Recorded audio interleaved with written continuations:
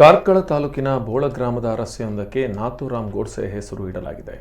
ಇದೀಗ ನಾಥೂರಾಮ್ ಗೋಡ್ಸೆ ಹೆಸರು ನಾಮಕರಣ ಮಾಡಿರುವ ವಿಷಯ ಭಾರೀ ವಿವಾದಕ್ಕೆ ಎಡೆ ಮಾಡಿಕೊಟ್ಟಿದೆ. ಹಲವರ ಕೆಂಗಣಿಗೆ ಗುರಿಯಾಗಿದೆ. ಕಾಂಗ್ರೆಸ್ ಆಕ್ರೋಶ ವ್ಯಕ್ತಪಡಿಸಿದೆ. ನಾಥೂರಾಮ್ ಗೋಡ್ಸೆ ಹೆಸರಿಟ್ಟಿರುವುದು ಇದು ಸಾರ್ವಜನಿಕ ಚರ್ಚೆಗೆ ಗ್ರಾಸವಾಗಿದ್ದು, ಇದೀಗ ಎಲ್ಲೆಡೆ ವಿರೋಧ ವ್ಯಕ್ತ ಆಗ್ತಿದೆ. ಈ ಫಲಕವನ್ನು ತೆರವುಗೊಳಿಸದಿದ್ದಲ್ಲಿ ಕಾರ್ಕಳ ಯುವ ಕಾಂಗ್ರೆಸ್ ಪ್ರತಿಭಟನೆ ನಡೆಸಲು ಸಿದ್ಧವಾಗಿದೆ ಎಂದು ತಿಳಿದುಬಂದಿದೆ.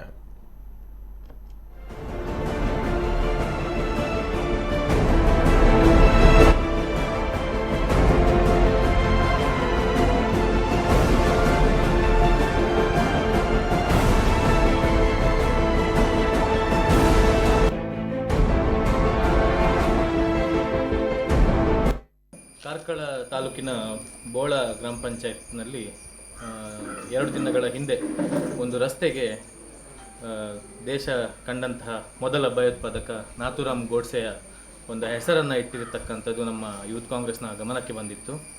ಈ ಸಂದರ್ಭದಲ್ಲಿ ಇಂದು ಬೆಳಗ್ಗೆ ಈ ಪಂಚಾಯತ್ಗೆ ಆಗಮಿಸಿ PDO ಅವರಲ್ಲಿ ಮಾಹಿತಿಯನ್ನು ಕೇಳಿದಾಗ ಪಂಚಾಯತ್ಗೂ ಅದಕ್ಕೂ ಯಾವುದೇ ಸಂಬಂಧ ಇಲ್ಲ, ಯಾವುದೋ ವಾರ್ಡಿಗೆ ಸಂಬಂಧಪಟ್ಟಂಥ ಕಿಡಿಗೇಡಿಗಳು ಆ ಕೃತ್ಯವನ್ನು ನಡೆಸಿದ್ದಾರೆ ಅನ್ನೋತಕ್ಕಂಥದ್ದು ಒಂದು ಹೇಳಿಕೆಯನ್ನು ಕೊಡ್ತಾರೆ.